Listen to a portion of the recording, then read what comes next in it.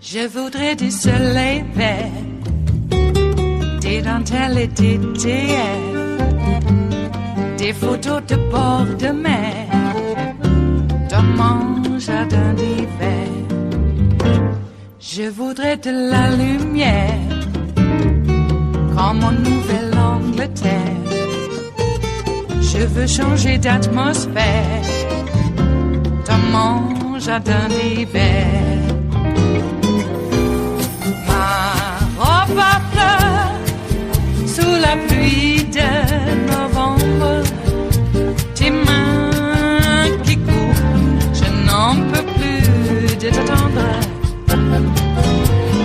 Les années passent, qu'il est loin, là je tombe. Nul ne peut nous entendre. Je voudrais du Fred Astaire, revoir un latte. Yet another head-scratching defense from Trump's television lawyer, Rudy Giuliani, on the president's conduct. Back with me, Shauna Thomas of Vice News, Natasha Bertrand of Politico, and joining the discussion, Jason Johnson of The Root. I'll start with Jason. Matthew Miller, who was on the show earlier today, tweeted in response to what Rudy Giuliani, who is a former U.S. attorney, by the way, and a former mayor, said. Now, this is an invitation for the Russians to hack Trump's opponent again in 2020. Your thoughts?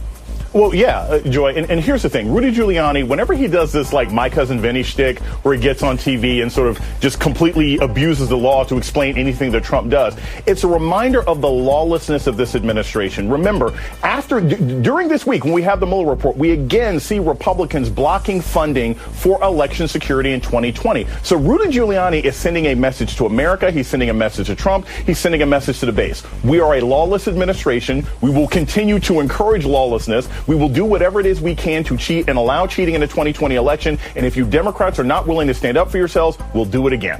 And you know, to that very point, Natasha, according to the Mueller report, Russia back channels to Donald Trump through his business ties, part of a broad makeshift effort by the Kremlin to establish ties to Trump. Those efforts were channeled largely through people in the business world of both countries, especially after the election. They led to the conflation of diplomatic and financial interests that was a stark departure from the carefully calibrated context typically managed by an incoming administration to the United States. You've seen this president welcome the Russian ambassador and their top spy into the Oval Office without Americans present. You've seen him take phone calls with Vladimir Putin without note takers present. You've seen him take meetings with Vladimir Putin that were claimed not to happen, and then they happened, and no one found out until afterwards. He's expressed, as per the Mueller report, a desire to do things with Russia. He still has the same pecuniary business interests he did before. Is there an expectation that now that it has been cleared by William Barr as being perfectly fine, and Donald Trump believes it's legal, what is the incentive for the campaign in 2020 not to simply seek a redo? There's zero incentive, Joy, and I think that's a really important point. I mean, I also don't understand how Rudy Giuliani can, on the one hand, say that there was no collusion, which of course is not what the Mueller report says, but on the other hand say that it was perfectly acceptable for the Trump campaign to have been willing to accept this dirt from the Russians, because in the end it was a quid pro quo, right? The Russians wanted Donald Trump elected for a reason, and if the campaign was going to help them disseminate this material that they stole from the Democrats, then that is, pretty much the definition of collusion in order to sway the election.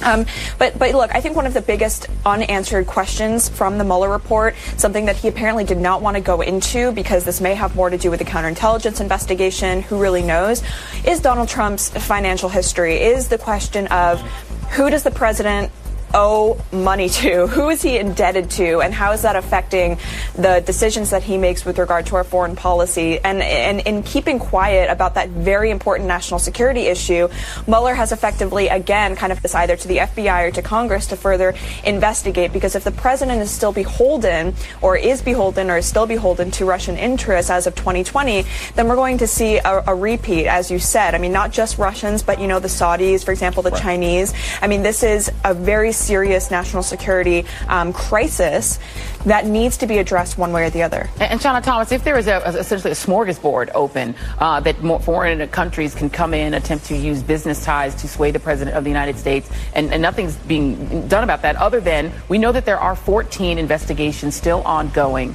We know that we only know what 2 of them are, and that Donald Trump is not necessarily out of the woods, and he and his folks are not necessarily out of the woods yet. But the question, I guess, goes back to William Barr. Is there any sense on Capitol Hill among Republicans or Democrats that William Barr will intervene to try to save Donald Trump from the other 14 investigations that could still have him in jeopardy?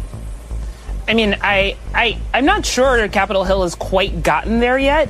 I know that there have been some congressmen who have said that basically the attorney general can't be trusted anymore. But I also think William Barr knows that these other investigations are happening. He knows that there's an investigation in the Southern District of New York. There's still the Roger Stone issue in the District of Columbia. There are other things that we are not privy to yet. And I believe that as Attorney General, he is not going to step into those investigations and stop them from happening. They are continuing to go on. We know that they are looking into, Trump's the inaugural committee, Trump's inaugural committee. We know that people are still looking into Trump's businesses. We still don't know what Alan Weiselberg, who is the CFO of the Trump Organization, what exactly his role is and what the Southern District of New York talked to him about. And those things are still going on. So I think that means in some ways the Justice Department is doing what it's supposed to do. And only time will tell if he decides to step in and try to save the president. I think the one thing that we should all hope for, because part of what we learned from the Mueller report was that, in some ways it was like the people around the president of the United States or the then candidate Trump couldn't really pull off what it seemed they kind of wanted to do. Hopefully what they've learned is they've learned a little bit about law. They learned a little bit about campaign finance law, that they actually take that report, see what the campaign stepped almost up to the line to, and actually try to figure out a way to not do that. Let's hope that we are not reading New York Times and Washington Post pieces about them doing the exact same thing again. I guess it used that Mueller report as a prescription to do better. Well, the question, I guess, to you, Natasha, is there any chance of that? Because it does seem that William Barr, if you go back to the 1980s, has sort of rinse-repeat when it comes to the way that he steps in to protect Republican presidents. What incentive is there not for him not to intervene? He's already proven he will do Donald Trump's bidding on the Mueller report. Why wouldn't he just step in? Or Kellyanne Conway this morning was out on TV saying the investigator should be investigated, that he should launch a special counsel probe of the people who investigated Trump. Why shouldn't we expect him to just do that? Well, Joy, he's already intervened. He's already intervened when he said, that spying happened in 2016 on the Trump campaign. He has essentially intervened in, the ongoing investigations by focusing people's attention on whether or not the FBI acted improperly by infiltrating the Trump campaign, which, of course, there's no evidence of. He has already kind of launched his parallel investigation to what the Inspector General is looking at into, the FISA warrants, all of the things that happened in 2016 about the investigation itself rather than the outcome of the investigation. And so I think that what we're going to see moving forward over the next year and a half before the election is an effort by the Inspector General, by the Attorney General, to put the emphasis back on the FBI, back on the Justice Department, and relitigate what happened in 2016 that allowed this investigation to move forward, even though we now know it's been established by Mueller that the Russians attacked and that the Trump campaign welcomed it. And that is where the emphasis should really be. But for now, I think that Barr is going to do everything that he can to put the ball back in that court. It is Tuesday, the 23rd of April of 2019, and you are in West Coast Cookbook and Speakeasy. I am your chef de cuisine, Justice Putnam, and our daily special is Tarrytown Chowder Tuesdays. Now, remember, just a scant dash of hot smoked Hungarian paprika will make all the difference in the world. Ask Sebastian Gorka. He knows far too well. Well, I had quite a day yesterday. We're having spring here. And the colors are quite amazing, and things are filling in. My lace leaf Japanese maple is doing quite well. And I have a blood good, too, and it's getting tall. And don't ask me why. My elderly mom purchased this. It's actually a quite nice cherry tree, but it's going to grow to 36 feet or more. And it's usually more. With a spread that cannot be accommodated anywhere on this property. I put in all the trees the property can handle, plus the ones that have been established already. You know, you have to think in the future. So I guess it'll go to my sister's place because she's got lots of property, and she could use another cherry tree because she loves cherries like the rest of us do. But I did construct one of those Shelter Logic. That's it. Shelter Logic. Off-brand type canopy structure. Rigid metal frame. So I put that up, and they say you need 2 people, and you know what? It's so big. It's a 10 by 20. And you really could use another hand. So, but, you know, use some sawhorses here and there, clamp on this, softly, by the way, with a rag around it, something. And the next thing you know, you have another hand. There it is. Yeah. Well, got that put up, and that should add some needed shade when it gets really quite hot here in Southern Oregon. What else? Oh, my. Getting ready to put in corn. I think I'm going to put in my corn today. My green beans need to get in, and the green beans are going to be supported by the corn. So there's a little give and take there. I have all of the cages and everything else I needed built for all the viney vegetables that will be hopefully growing quite soon. My sunflowers are starting to come up already. That's something. Little tiny little buds, little green things. Well, what was that up at the top? Well, that was a deconstruction of Rudy Giuliani's My Cousin Vinnie shtick, as a reminder of how lawlessness this administration is. And I don't really think it stops at the My Cousin Vinnie shtick. There's a few other shticks going on with this group. I call it a cabal. What else? A family. They're like a family. But then that encompasses the whole of the Republican Party. You have Mitch McConnell already saying if Trump loses in 2020 and the Democrats take over, they're not going to pass a thing. I am going to be their worst nightmare. Everything will be obstructed. What? So I think it's imperative for us to take over the Senate. That would be a nice idea, wouldn't it? We have a lot of powers arrayed against us, and some of them are hostile foreign powers. Why do the Republicans continue to vote down against election security from hostile foreign powers? Because they don't think they're hostile foreign powers. Yeah. Everybody should take information from the Russians or anybody, just so you could win. Wow. That's making America great again. Jeez. Yeah, Trump's out there tweeting, keep America great. Well, okay, quit. Resign then. Damn it. You've done enough damage. And this idea of presidential harassment, yeah, I wish he would stop harassing us. Damn him. What does he think this is, Russia? Boy, this guy's not American.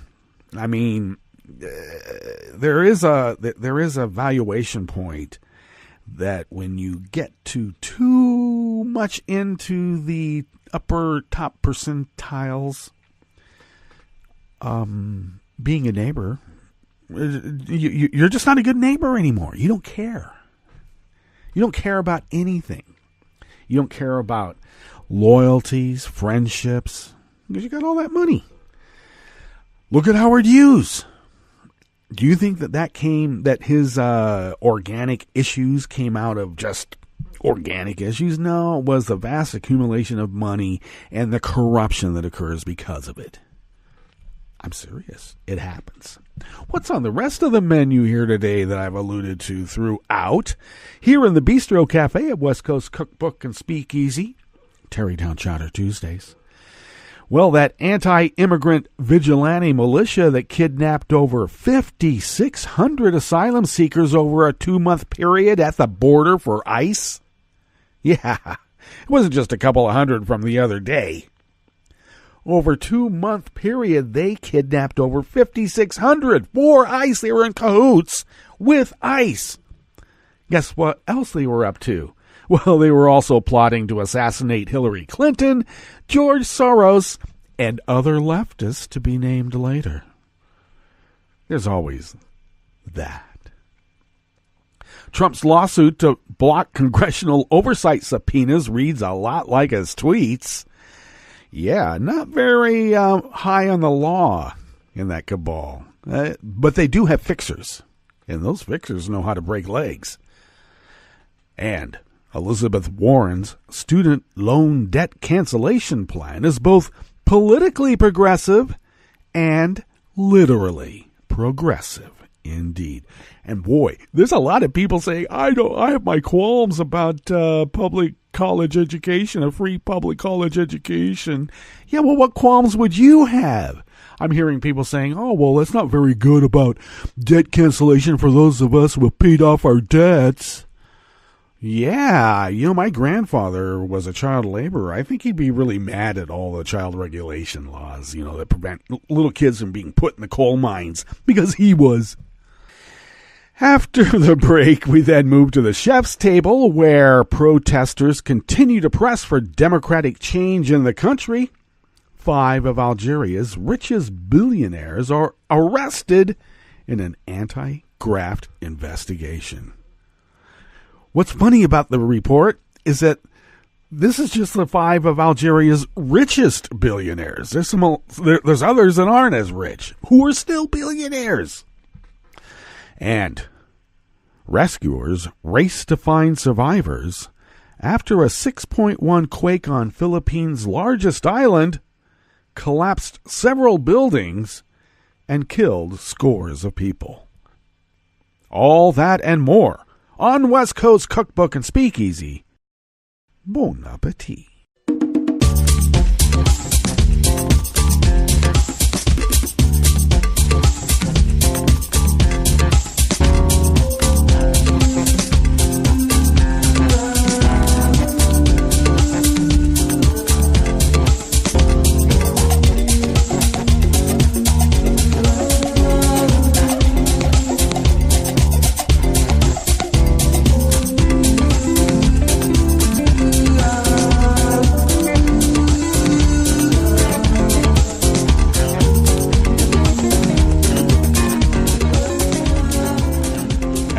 Bottom of our homepage at netrootsradio.com. To the rightish of the page is the chat room link, monitored by Kelly Lincoln. Hey, check it out.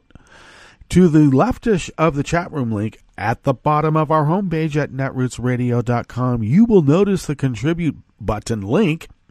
And if you could please become a recurring Patreon of Netroots Radio, that recurring contribution goes a long, long, long way, helping us pay our bills and save money for new machinery that is always needed after being on the air for 8 continuous years, 24/7, 365, resisting as the founders originally intended. And we have been unable to do that without your help. So thank you so much for your generosity. And we need more of you. All of us do. All of the resistance needs more of us. If you would like to follow Netroots Radio on Twitter, do so at Netroots Radio. Tom takes care of that, and thank you, Tom. I take care of at Justice Putnam, and I also post the show notes and links diary on Daily Codes about 10 minutes before showtime, and then I really do scramble to get those links out on social media. Sometimes just a little bit into that first clip at the top. Sometimes. Let's see. You can follow the show on Twitter at Cookbook West and pick up podcasts by way of Spreaker, Stitcher, TuneIn, iTunes, YouTube, iHeart, and wherever podcasts can be found, with millions and millions of other podcasts. We're down in the W's. Okay. I know I should have put a West Coast cookbook in Speakeasy, but that would have been too blatant. Just, location is everything, they say. And sometimes the hard-to-find places might offer up something that you never had before. The question is, would you want it again? Well, we'll see. Okay, let's get into this first offering here in the Bistro Cafe of West Coast Cookbook and Speakeasy's Tarrytown Chowder Tuesdays. That's our daily special. Every Tuesday. Luke Barnes from Think Progress brings us this offering here. The leader of the United Constitutional Patriots, affectionately known among them as the UCP, a militia group that filmed itself detaining asylum seekers near the U.S.-Mexico border last week.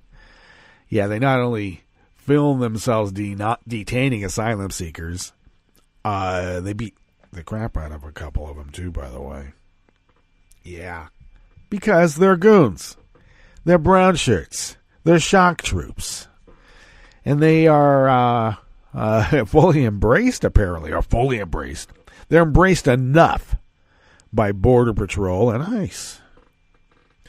Well, this group's also embraced the same rhetoric used by other far-right extremists, including saying that his group, that is the leader of the UCP, was plotting to assassinate Hillary Clinton and George Soros, as well as making a reference to the sovereign citizen movement. Larry Mitchell Hopkins was arrested by federal agents on Saturday after he was charged with being a felon in possession of firearms and ammunition. Interesting that, isn't it? Former cops and ex-military, and a bunch of felons, but they're white. Seems to be a common denominator among this, cell. Hopkins' group emerged into the limelight last week after footage emerged showing UCP members apprehending hundreds of migrant families at the border, all while heavily armed and despite having no authority to do so. There have been some reports that they did have some tacit approval, because when they would hand over these apprehended migrants, asylum seekers, by the way, let's be clear, and they weren't apprehending them, they were kidnapping them. And ICE, here, that's fine, we'll take them. According to the criminal complaint, the UCP had previous run-ins with the law, including a 2017 incident after the FBI received a tip that the group was engaged in militia extremist activity in Florida Vista, New Mexico. Before the tip was received, Hopkins allegedly said the group was training to assassinate George Soros, Hillary Clinton, and Barack Obama. He claimed it was because the three prominent Democrats supported Antifa. Anti-fascism. A month later, when FBI agents returned to talk with Hopkins, they observed at least 9 firearms in Hopkins' office, which he said were owned by his common-law wife. Well, the complaint added that Hopkins had previous convictions for firearms possession in 1996 and 2006, as well as impersonating a police officer. That was in 2006, too. He had a gun, and he was impersonating a police officer. I guess he likes to dress up. Hopkins' reference to high-profile Democrats, as well as to his use of the phrase common-law wife, are common fixtures in some far-right circles. Now, we know that both Soros and Clinton are villains in conspiracy theories like Pizzagate and QAnon. Soros and Clinton were also both targets of Cesar Sayoc, that ardent supporter of Trump who sent homemade pipe bombs to people who criticized Donald Trump. Well, Hopkins claimed that Trump had also personally asked him about Muslim immigration and produced a radio show that spread rumors about the QAnon conspiracy theory. Now, Hopkins' use of the phrase common law Now, way back in the day when people didn't get married and they lived with each other, I think continuously, was it 5 or 7 years? But there was a term that was in use back when I was just a mere sapling myself. And common law was attributed to those who were cohabitating, but after a fashion, then they were able, I believe, to file joint tax returns. There was some sort of financial, monetary security that was given to married people, but not single people who cohabitated. But after a fashion, they could. But now common law is a sovereign citizen phrase. So common law wife means that, oh, the laws don't apply to me because my common law wife has all 9 of those guns, not me. According to a Justice Department release yesterday, Hopkins remains in custody until his next hearings, scheduled for April 29th. If convicted on the criminal complaint charge, he faces a maximum of 10 years imprisonment. I don't know, maybe 3 strikes applies here. Because what is this? Is like 5th or 6th strike?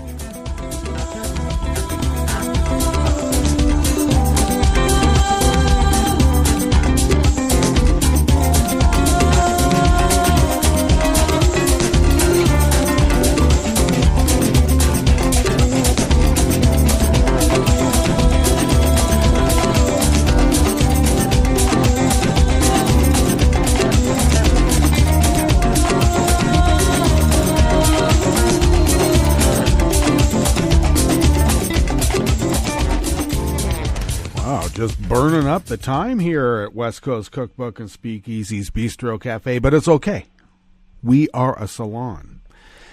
This next offering here is brought to us by Josh Israel, also of Think Progress. Trump and his companies, this is so crazy, filed a lawsuit seeking to block a congressional subpoena for some of Trump's financial records, maintaining that House Democrats instead should be spending their time on passing legislation that the president likes. And I hate using that P word. I should have said Trump. The lawsuit, filed in the United States District Court for the District of Columbia by Trump and various Trump-owned companies, names House Committee on Oversight and Reform Chairman Elijah Cummings and the committee's chief investigative counsel Peter Kenney and Mazars USA LLP, the longtime accounting firm for Trump and his myriad endeavors. It seeks declaratory and injunctive relief against a subpoena approved by the Committee for Trump's Accounting Records. You know, the oversight that is constitutionally mandated by, the Constitution. The filing has a familiar ring to anyone who has read Trump's Twitter feed, the Democrat Party, and never calls it Democratic. The Democrat Party, with its newfound control of the U.S. House of Representatives, has declared all-out war, all-out political war against President Donald J. Trump. Subpoenas are their weapon of choice. It begins. Yeah, it always begins. Also, his Twitter feed has a familiar ring of Fox News, which also has a familiar ring of Russia TV. RT? Weird how that is. It's so weird. The filing asserts that Congress has the power only to legislate and that investigations are legitimate only insofar as they further some legislative purpose, and that there is no legislation that could result from the subpoena against FDR. In the 90s, the Republican majority on the Senate Special Whitewater Committee used its subpoena power repeatedly in a massive investigation of a failed Arkansas land deal. The Clintons lost $10,000 on a Whitewater land deal, and the Republicans glommed onto that, kind of like a Benghazi of sorts, and had investigations after investigations. Well, the reason why the subpoena is filed, because this is a general belief that is rampant in the DNA of the repugs to begin with. They are grifters. They are crooked. And everything they do is manifested out of some illegality. From the filing of court records, filing of court orders, to spurious investigations that are predicated upon nothing. And so when they are investigated, they think that what they have done is being done to them. They cannot wrap their minds around what it is to follow the rule of law, because their idea is to win at all costs, and that's to bend the law or even flirt with treason if necessary.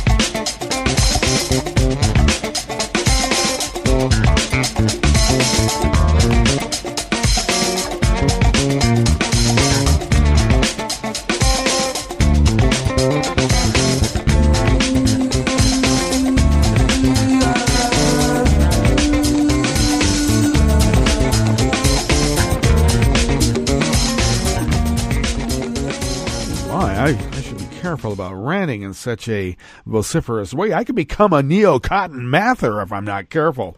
I apologize. This final offering here in the Bistro Cafe at West Coast Cookbook and Speakeasy comes our way also by Think Progress, this time by Zach Ford. Senator Elizabeth Warren announced on Monday a new plan to provide complete student loan debt relief to some 42 million Americans. Her proposal is also specifically geared towards supporting the most vulnerable Americans, in particular, non-white families who have less access to higher education. Oh, so that's why people are so against having free college education. Oh, my God. That's why. It's always the reason why. And also, according to her campaign, this plan would erase all student debt for more than 75% of Americans still paying off loans. After relieving a generation of debt, Warren's plan would also introduce universal free higher education by providing the opportunity for all Americans to attend a 2-year or 4-year public college without having to take on any debt to cover costs. What is wrong with that? I keep hearing people saying, I have some qualms. Well, you know, you didn't have to take out the student loan. I am serious. The student loan aspect would not be an issue if people, scrambled more for scholarships and grants. That's how it used to be done back in the day. College wasn't necessarily free, and especially when you got to grad school. Oh, my God. That's when I realized what it meant to pay for a college education. Jeez, I had to pay for it myself. How terrible is that? And we used to also say way back in the day that, you could work your butt off choosing what school in the state system that you wanted to attend, that you were approved by as well, accepted by. Or, if you just wanted to pay your fee to get your degree, you go to USC. And it seems like a lot of people still are. All right, let's get to our break. And when we come back from that break, we are going to go through weather from around the world and finish up with the stories that we have curated for you today.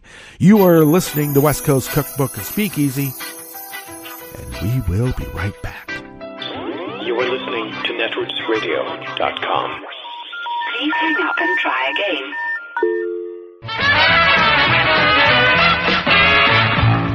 From a point at sea to the circles of your mind, a new force is at work for planetary transformation. New radio for a new Earth.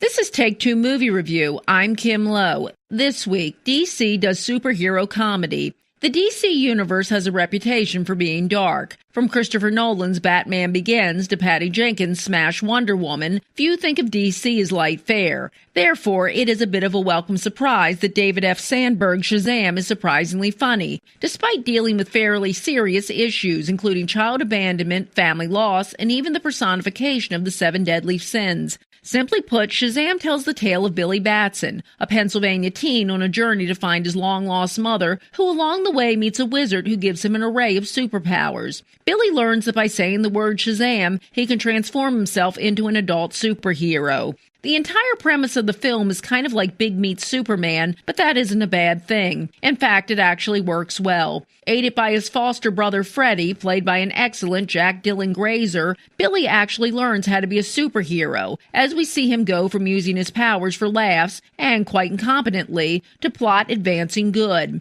Simultaneously, and in some of the best scenes, we witness the physically grown-up Shazam learn to be an adult. Throw in a villain with daddy issues, played by British character actor Mark Strong, and Shazam is an entertaining movie that doesn't drag or lose its pace, although some tighter editing in the later chapters would have helped. While the ending may wrap up a bit neatly for some, and the emphasis on the importance of Billy's diverse foster family is a little heavy-handed at times, Shazam remembers a lot of what superhero movies are supposed to be about. It'll likely be eclipsed by the release of the upcoming Avengers movie, but you'll leave the theater having witnessed the birth of a promising franchise for DC. This has been Take Two Movie Review. I'm Kim Lowe. Catch up with us at TakeTwoMovieReview.com and feed us back on our page on YouTube.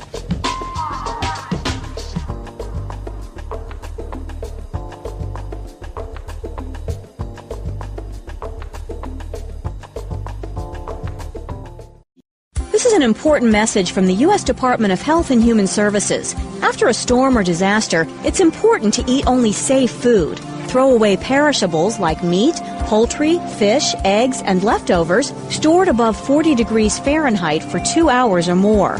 Throw away food with an unusual odor, color, or texture.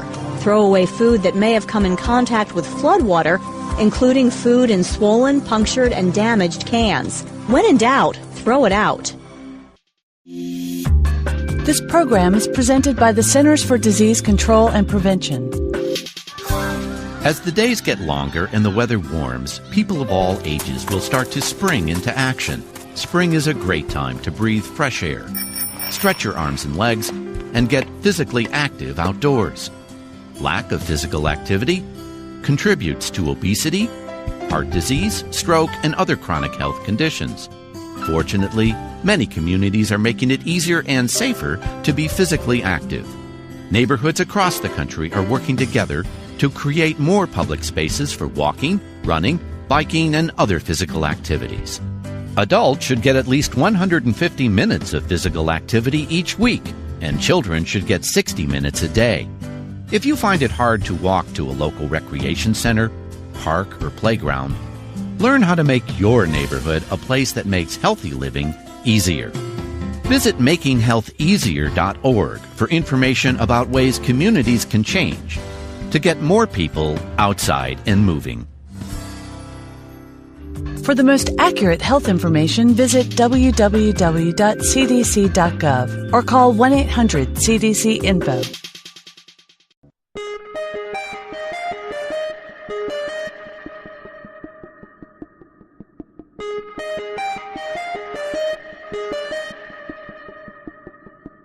Hi, it's Tom.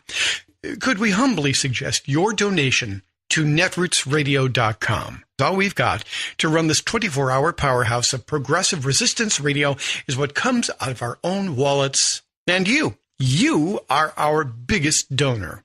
And it doesn't take much, $3, $5. Just go to the bottom of our netrootsradio.com page and hit our secure donate button.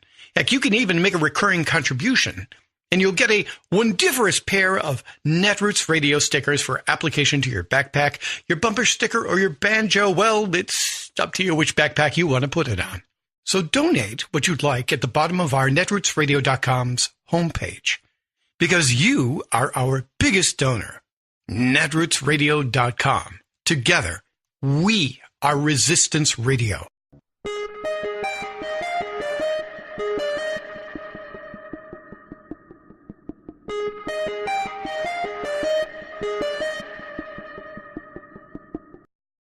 I'm Rick Smith, and this is Labor History in 2.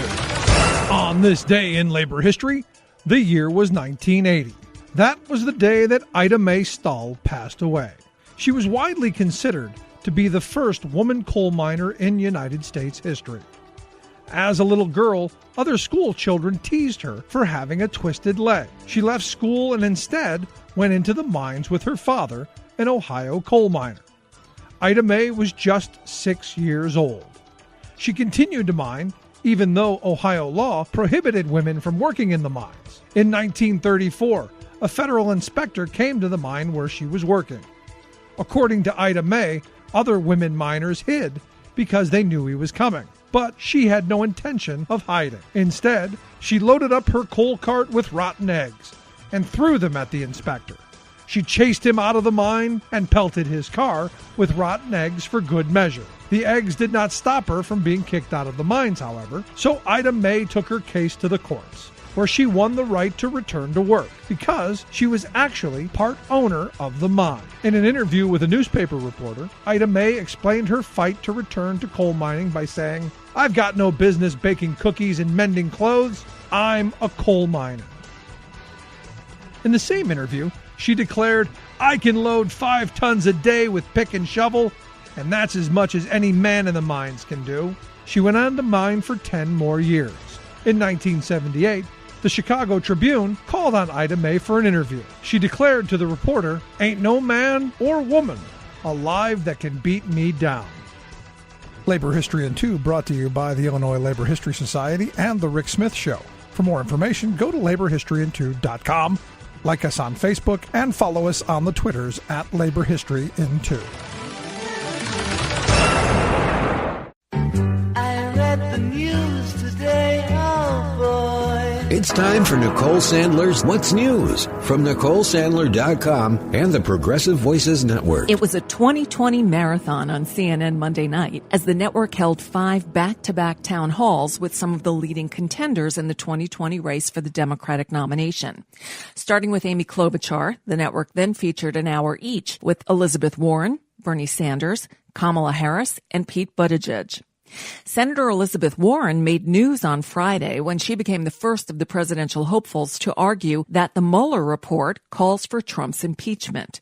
She doubled down on that during her CNN hour. So, let me just say, if you've actually read the Mueller report, it's all laid out there. It's not like it's going to take a long time to figure this out. It's there. It's got the footnotes. It's got the points. It connects directly to the law. But this really is fundamentally, I took an oath to uphold the Constitution of the United States. And I believe that every person in the Senate and the House ought to have to vote and to say either, yeah, that's okay with me. Yeah, let a president just step in the way he did when he told the White House counsel to go fire Mueller. And then told the White House counsel to go lie about having told the White House counsel to go fire Mueller. And then told the White House counsel to write a letter saying that Donald Trump had not told him to go fire Mueller. And then to say, why on earth would you take notes about what I said to you?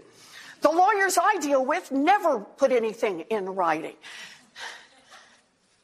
If there are people in the House or the Senate who want to say that's what a president can do when the president is being investigated for his own wrongdoings or when a foreign government attacks our country, then they should have to take that vote and live with it for the rest of their lives. California Senator Kamala Harris and South Bend Mayor Pete Buttigieg also said they support impeachment proceedings. Harris saying, quote, "I believe Congress should take the steps toward impeachment," before sounding a note of caution. I think we have very good reason to believe that there is an investigation that has been conducted which has produced evidence that tells us that this president and his administration engaged in obstruction of justice. I believe Congress should take the steps towards impeachment. But I want to say this, because it doesn't end there. I'm also a realist. And when I look at what has been happening over the 2 years and some months that I've been in the United States Senate, I have also witnessed folks in the United States Congress, and in particular in the GOP, who have been presented with many reasons to push back against this president, and they have not. And when we look at the impeachment process, there will be what happens in the House and an investigation that takes place. I think we can be pretty sure that it looks like that is very likely to happen. And then it's going to go over to the Senate. And I've not seen any evidence since I've been in the United States Senate that the United States Senate and the Republicans hold a majority. I've not seen any evidence to suggest that they will weigh on the facts instead of on partisan adherence to being protective of this president. And that's what concerns me and what will be the eventual outcome. So we have to be realistic about what might be the end result, but that doesn't mean the process should not take hold. Buttigieg was a little less definitive on the subject, saying he believed the president had, quote, made pretty clear he deserves impeachment, but added, I'm going to leave it to the House and Senate to figure that out. Amy Klobuchar was noncommittal, saying, quote, the impeachment proceedings are up to the House. They're going to have to make that decision. I'm in the Senate, adding that she believes very strongly that Donald Trump should be held accountable. Bernie Sanders also rang a note of caution regarding impeachment, saying, quote, what is most important to me is to see that Donald Trump is not reelected president, and I intend to do everything I can to make sure that doesn't happen. Sanders added, but if for the next year all Congress is talking about is Trump, Trump, Trump, and Mueller, Mueller, Mueller, we're not talking about health care and raising the minimum wage to a living wage, and we're not talking about climate change and sexism and racism and homophobia and the issues that concern ordinary Americans. I worry that works to Trump's advantage. Sanders said there should be a thorough investigation of Trump's actions in the House and the Senate, but that he won't hold his breath for Senate Republicans to probe the president. Congress is still on recess this week, but Speaker Nancy Pelosi convened a conference call of her caucus on Monday to discuss how to move forward after the Mueller report. She sent a note before the call stressing, quote, the facts regarding holding the president accountable can be gained outside of impeachment hearings. During the call, she reportedly said, we can investigate Trump without drafting articles of impeachment. We aren't going to go faster. We are going to go as fast as the facts take us. Notably absent from the town hall throwdown was Joe Biden, who still hasn't declared his candidacy. The plans were that he'd be making an announcement on Wednesday from Charlottesville, Virginia. But the Philadelphia Inquirer is reporting that those plans are now in flux and the announcement has been pushed back. And that's just a bit of what's news for now. I'm Nicole Sandler. If you appreciate these reports and the Nicole Sandler Show, I hope you'll consider making a contribution. My work is 100% listener supported, and I can't do it without your help. Find out more at NicoleSandler.com/donate.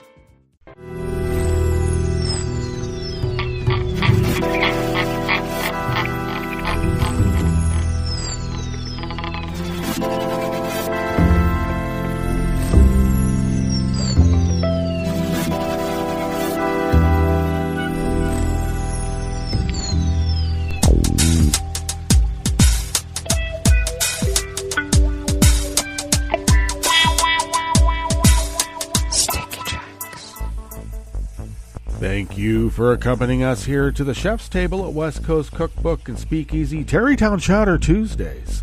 We always begin weather from around the world along the banks of the Rogue River, in the Rogue River Valley of Southern Oregon on the west coast of the continental United States of America, where it is currently 55 degrees Fahrenheit. We are expected to get into a high of around 80 to 82. We'll call that low 80s. Upper 70s, low 80s. And mostly, we will be fair. Right now we have a few scattered clouds. So overnight lows should be in the mid-50s as they were last night. And tomorrow we're expected highs in the mid-70s to upper 70s. The winds, as I mentioned, maybe I didn't, they are currently out of the southeast, going at a light and variable at 1 to 2 miles per hour. We'll be picking up in about an hour or so out of the west-northwest at 5 to 10 miles per hour. Shifting yet again tonight out of the northwest at 5 to 10 miles per hour. And then shifting yet once again out of the north-northwest tomorrow, remaining at that clip of 5 to 10 miles per hour. Grass pollen is high. Air quality index is in the good range at 33 parts per million, though that's getting up pretty high in the good range. Will be moderate soon, I expect. The daytime UV index is high at 7. So put on the sunscreen, everybody. Wear a hat. A shady hat. Barometric pressure is holding steady at 30.01 inches. Visibility is up to 10 miles. And relative humidity is at 86%. Weather from around the world is brought to you by people's personal weather stations that they purchased. These people planted these purchased personal weather stations somewhere on their property.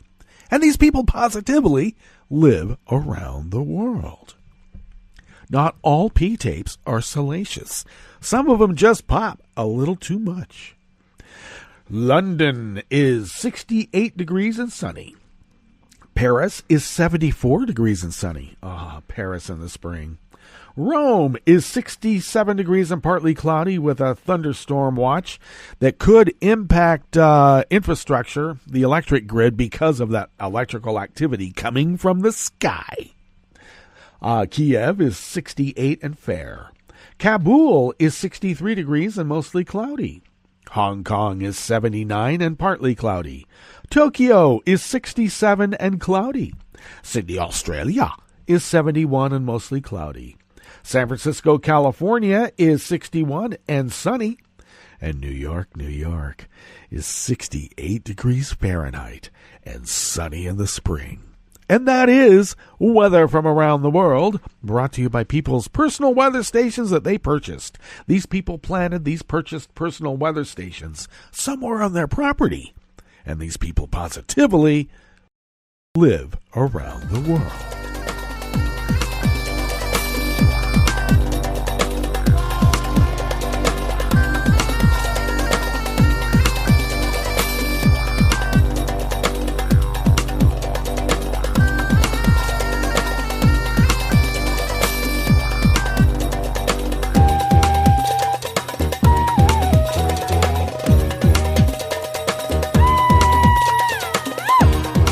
Amin Chikhi and Hamid Old Ahmed of Reuters brings us this first amuse-bouche here at the Chef's Table at West Coast Cookbook and Speakeasy.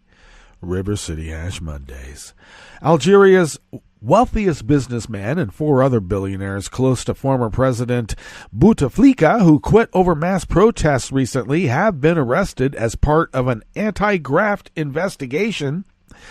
The 5 are Assad Rabrab, considered the richest businessman in the energy-rich North African nation, who is especially active in the food and sugar refining business, and 4 brothers from the Kononef family. The move came after Army Chief Lieutenant General Gaid Salah said last week he expected members of the ruling elite to be prosecuted for graft. Protesters have called during 2 months of dissent for the removal of the elite that has governed Algeria since independence from France in 1962 and the prosecution of people they see as corrupt. Rabrab is chairman of the family-owned Civital Company, which imports raw sugar from Brazil and exports white sugar to Tunisia, Libya, and other destinations in the Middle East. The billionaires were later brought to court to face charges from the General Prosecutor's Office. Neither they nor their lawyers could be reached for comment. I wonder why. Rabrab tweeted earlier that he had gone voluntarily to a police station to discuss a matter of equipment being held up at Algiers port. TV footage later showed a police car bringing Rabrab, who also owns the Liberté Daily, to a court. He's being investigated mainly over false statements regarding the movements of capital from and to abroad, inflating equipment import bills, and importing used equipment that he passed off as new. The Kononef family is close to Bouteflika also, and Bouteflika ruled Algeria for 20 years. He stepped down 3 weeks ago, bowing to pressure from the army and weeks of demonstrations by mainly younger Algerians seeking change. An Algerian court has already summoned former Prime Minister Ahmed Oyahia and current Finance Minister Mohamed Lokal, two close associates of Bouteflika, in an investigation into suspected misuse of public money. Mass protests, which began on February 22nd and have been largely peaceful, have continued after Bouteflika's resignation, as many want the removal of the entire elite. Now, I don't like the term elite. I think what they mean is the ruling class. Okay? A little bit different than elite. Bouteflika has been replaced by Abdelkader Ben Salah, head of the upper house of parliament, and interim president for 90 days until a presidential election is held on July 4th.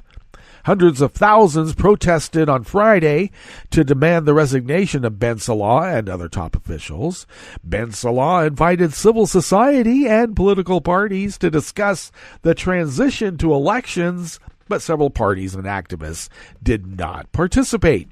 The army so far has patiently monitored the mostly peaceful protests, though at times have swelled to hundreds of thousands of people.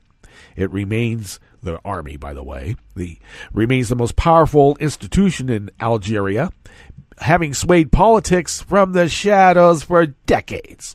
Salah said on April 16th that the military was considering all options to resolve the political crisis and warned that time was running out. It's ticking, ticking, ticking. 10, 9, 8, 7. It was a hint that the military was losing patience with the popular upheaval shaking Algeria, a major oil and natural gas exporter and an important security partner for the West, against Islamist militants in North and West Africa. You can have your little democracy as long as it doesn't disrupt commerce. You've been warned. Time is running out.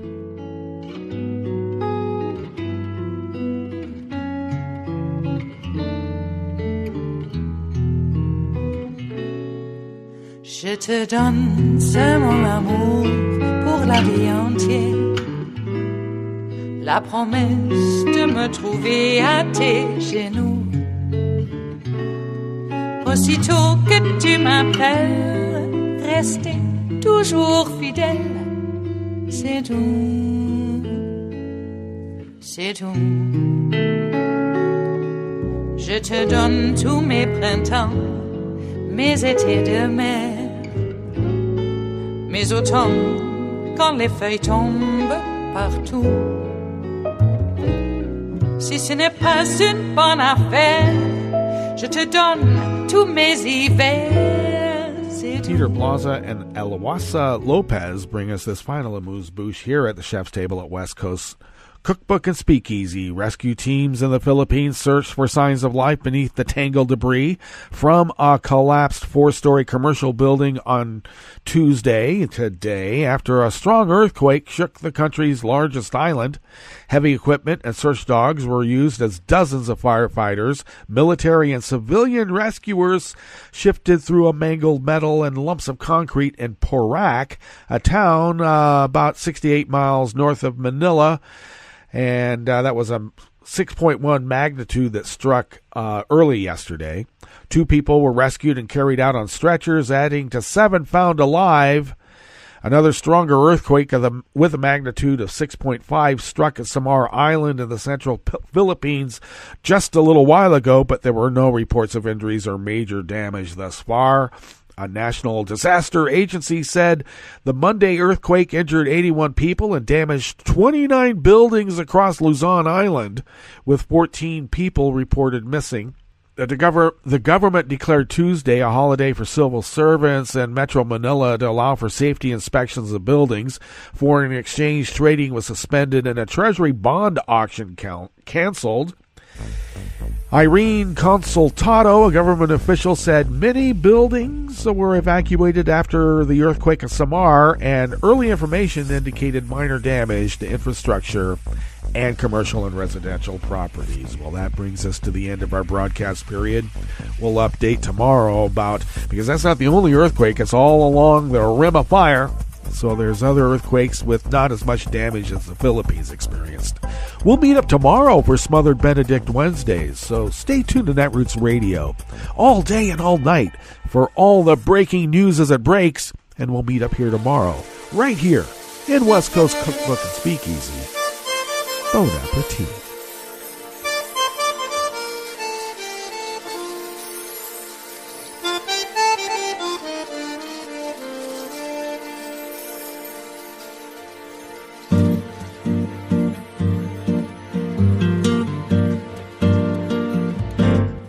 Je voudrais du soleil vert, des dentelles et des théâtres, des photos de bord de mer, dans mon jardin d'hiver.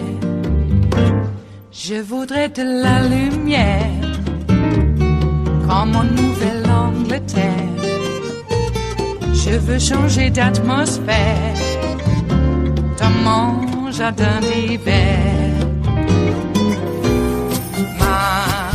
À fleurs sous la pluie de novembre, tes mains qui courent, je n'en peux plus de t'attendre.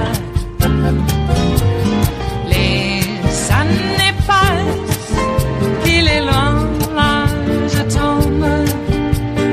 Nul ne peut nous entendre. Je voudrais du Fred Astaire, revoir un latte Goël. Je voudrais toujours te plaire dans mon jardin d'hiver. Je veux déjeuner par terre, comme au long de golfe clair. T'embrasser les yeux ouverts dans mon jardin d'hiver.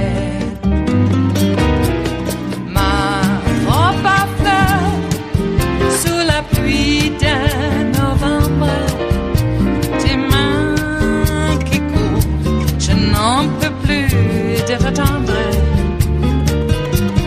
Les années passent, il est loin, là je tombe.